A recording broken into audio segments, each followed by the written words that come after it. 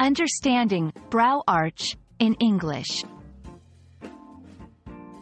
Hello language enthusiasts. In today's video, we're diving deep into the phrase brow arch.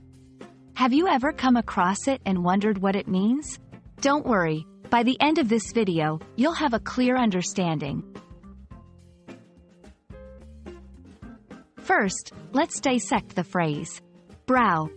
This is another word for eyebrow.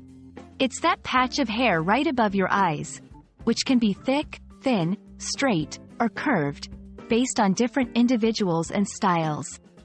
Arch. This refers to a curved shape, similar to an upside-down U in this context. It refers to the curve or shape of the brow. So, when combined, brow arch refers to the curve or shape of one's eyebrow. You might wonder, why is this term significant? Well, beauty and fashion. Eyebrow grooming and shaping is a massive trend in beauty. Different brow arches can change one's appearance. Some might prefer a high arch for a dramatic look, while others might go for a soft arch for a natural look. Expressions. Your brow arch plays a role in facial expressions.